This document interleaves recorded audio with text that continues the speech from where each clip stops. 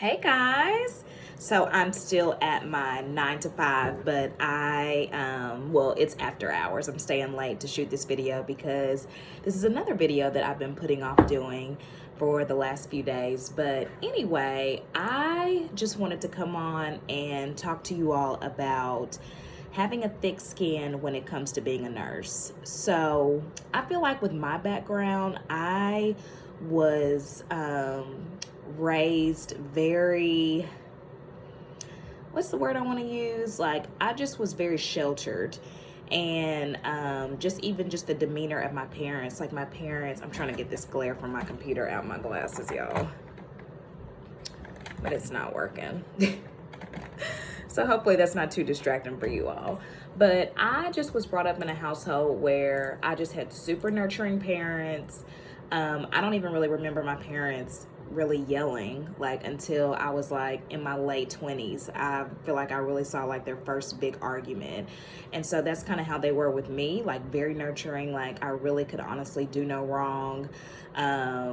Always just really kind of talked to with respect. Now every now and then, my mom would go off on me, but overall, like, I just didn't really have a tough skin because that's just not the type of environment that I was raised in. And so when I got into the field of nursing, and even like my experience as a dietitian, I feel like dietitians don't really eat their young. Like, it's a really small community. Everyone is like really super helpful.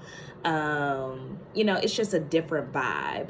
But when I got into nursing, it was a totally different environment because, like I have told you all a million times, nurses do eat their young. Nurses don't always have each other's backs, and I think that could probably be in any profession, but it's just kind of the different environments that I've been in and the people that I've talked to. I do hear about it more so in nursing. I don't really hear about it with doctors. I don't really hear about it with CRNA. Just even other professions in general. Like, I just don't really hear about it like the way that I have heard about it and have experienced it in nursing. And so I remember that when I started out I'm just going to take these off. Like, it's so distracting to me, so I can only imagine it's distracting to you all. But I just remember when I was a med-surg nurse, y'all, I got the meanest preceptor. Like, she was so mean to me, y'all. And now looking back at it, I know that probably some of it was just stress. Like, it's just stressful having a new grad with you. And at that time, I'm sure it's changed now, you were with your preceptor for 3 months. And so literally we were always together. Like, we did everything together. We ate together. We went into patient's room together. We went to the med room together. Like, because I have to learn, I have to shadow you, because like I said in my previous video, this is where the real work begins, when you actually get on the floor. All that stuff you did in nursing school, I just want you to realize that it just was to help you pass the NCLEX. When you get on the floor is where you really learn everything. And so literally we did everything together, and I know that could have been, that probably was really frustrating and really annoying. And of course, like, I had a million questions because I'm new. Like, I didn't do any of this on clinical, so I really don't know what I'm doing. And so it got so bad. Like, she wasn't like abusive in the sense of like cursing me out or saying that I was dumb, or just belittling me or anything, but just the energy was off. And I just didn't feel good about coming to work, and I didn't feel good about being with her, and I didn't feel comfortable asking questions, and that's never a good situation to be in, y'all. So I think that there's like a fine line between having thick skin and then also sticking up for yourself. So in that situation, after probably about 3 or 4 weeks, I asked to be switched to another preceptor. And so honestly, how that ended up happening was God, because I feel like I have a very passive like personality for the most part. And so what happened was she ended up calling in sick. It might have been like my 3rd or 4th week, but she called in sick. And I freaked out because I just was like, oh my God, like, who's going to take me? Like, what am I going to do? Like, I don't know what I'm doing. And so they put me with another nurse. And y'all, I fell in love with her. Like, we're still friends to this day. And so at the end of the shift, I just was like, you know, what do I have to do in order to get you to be my preceptor? And so she told me what I needed to do. So I went and talked to the supervisor and just was like, you know, I want her to be my preceptor now for the next, I think I had like 8 weeks left. And she did, and it was very awkward, y'all. I mean, it was very awkward because even though she was mean to me, she acted like she didn't want me to be with her. She was really hurt that I had switched, which at the end of the day, I'm like, I don't even understand. Like, you treated me like crap, and now you're upset that I'm leaving. Like, what? I mean, I don't understand. But she was hurt about it. But anyway, honestly, switching was the best thing I could have done for myself because this preceptor, she was tough on me. And there were times, y'all, when I just was like, I don't know if I made the right decision, because it was just like a totally different energy. Like, she held me accountable. Like, when I would do something crazy or loony, she'd be like, what are you doing? Like, why did you do that? Like, I mean, it was very tough. And so I just think about, if I didn't really have a resilient, thick skin, I probably would have dropped her and quit that unit and gone somewhere else and done something else. And so I think that that's just a lesson, guys, that you have to keep going. Because I think about, if I would have quit, then I just probably wouldn't be in the position that I'm in now. And if I quit that, I probably would have quit a lot of other things. And so and honestly, it was a sneak peek into just the life of nursing, because she was tough on me because she knew that the doctors were going to be tough on me. She knew that other nurses were going to be tough on me. She knew that other specialties were going to be tough on me. And so it's like, when you create a tough nurse from the beginning, then you just create an unstoppable nurse. And so her tough love got me through a lot. Got me through, like, because like I said, the doctors can be just such buttholes to you. And a lot of that too is like, they're tired. Like, a lot of them have been up all night on call. They've been working like 1-2 weeks straight. And so when you like just come with them with foolery, or something that they feel like is foolery, because it really may not be foolery, then they can just be really mean to you. And so I just would say that in general, don't take anything personally. Like, do not take anything personally. And so even from that standpoint, with the doctors, with your preceptor, even nurse to nurse, because like I said, now when I was on the med-surg unit, nurses were a little bit nicer to me. But when I got to the ICU, y'all, totally different game. It's like, when you get to the ICU, and maybe that's just the hospital that I was at, but it's just like, they just have such a demeanor about themselves, that I think they want to see what you're made of. Like, they want to see if you've got a tough skin. Like, they want to see, what like, how smart are you? Like, I think they just kind of want to feel you out. And so they do intimidating things in order to feel you out. And so you do kind of have to pass a test with them. And so I remember my first night shift by myself, because I did, when I came down to the ICU, I had to, of course, be with the preceptor, and we were together for 12 weeks, and everybody loved my preceptor. So of course, since they loved my preceptor and we were always together, they were always nice to me. Well, when I got on my own, y'all, they were not the same people. Like, they were completely different people.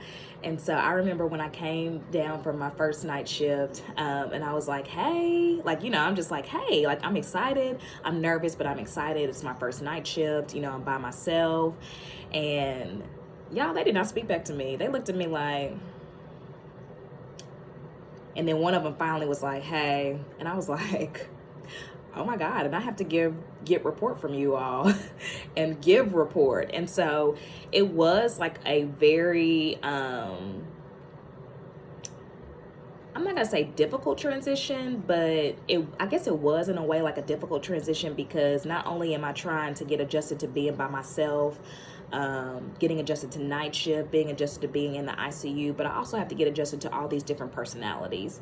And so, like I said, even with report, like these nurses that were doing this, what I just said, like when I walked in not speaking, like they also were the type that when you're giving a report and you're just talking about stuff that they don't care about or that they're wondering why you're even talking, like they'll just start talking to somebody else. And so I think if you don't have a very thick skin, if you're super sensitive, if everything offends you, if you take everything personally, then you're not going to survive. You're not going to survive nursing. Now, I don't know, especially if you want to work in the hospital. Now, I don't know how other like offices are, like if you were in a surgical unit or you went to the aesthetics route. I don't know if, they're just a little bit more nicer, or nicer, not more nicer, nicer. But if you want to work in a hospital, y'all, especially probably in this day and age, because I'm sure like being in the hospital is just a totally different game right now, then you've got to develop a thick skin. And honestly, that's probably just a life lesson that you just can't take things that people do to you personally. You just have to really realize that people go through certain things before they get to work, and people continue to go through things when they get home from work, and even sometimes while they're at work.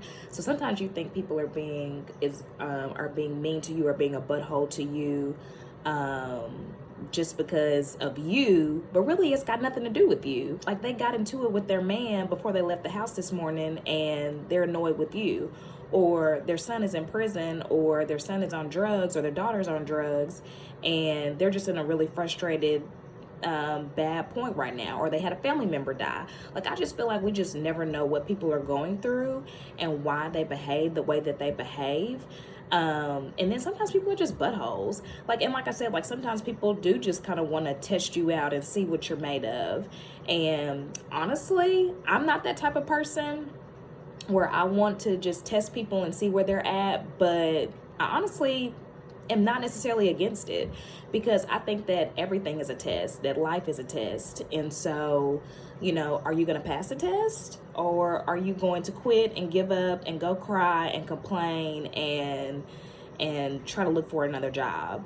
So I hope you do the first thing. I hope you are resilient and let them know that you are not the one, and that and of course, like in a respectful way. Like I was always like, when they would do that stuff to me, like I was always respectful, because I don't match energy.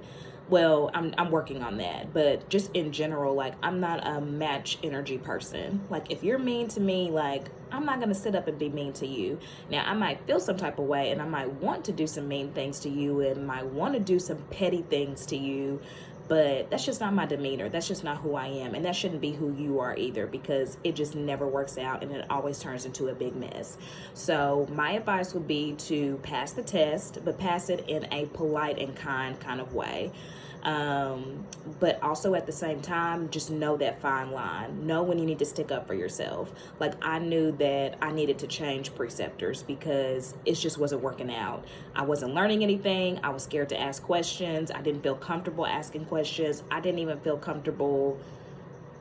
feel comfortable with the experience at all. So in that situation, yes, I needed to speak up for myself and move on from that situation. And of course, it was awkward. It was very awkward. I mean, because at the end of the day, we were in the same unit, and, I didn't say anything to anybody else. I only said something to the preceptor that I wanted to be with, and my supervisor. But I'm sure it kind of got around the unit, like what happened. But then at the same time, people knew how that person was, so it probably wasn't even a shock. So, like I said, you just have to know like the fine line between standing up for yourself and just kind of enduring some things, and just having thick skin and letting things roll off of you, and not just being so offended over every little thing. Because at the end of the day, guys, it's probably not even about you. Like they probably don't give two flying flips about you. Like you just happen to be the person that's getting their grunt. So yeah, I just wish someone would have told me that when I first started nursing, that you just need to have a thick skin. You need to, if you are a person that prays, you need to go into work prayerful and really just in the best spirit as possible that you can be. And so Make sure that you're drinking plenty of water throughout your shift. Make sure that you're eating healthy. Try to get as much sleep as you possibly can, which is tough when you work a 12, especially if you're working back to back, and especially if you've got a family, if you've got, you know, a man, a husband and children. You know, it can be a challenge, but do everything that you possibly can to be your best self when you come to work, because you're going to really experience some hardships when you come to work in a hospital. And like I said, this was pre-pandemic for me, and so I can only imagine right now that it's probably worse. I hope not, but I just would think, just with staffing and just kind of with COVID protocols and different things, that it might be. So I hope this video helps, and please let me know if there's anything else that you would like for me to talk about, because I have been in the nursing world for a while and know pretty much everything. So all right, I'll see you on the next video. Bye.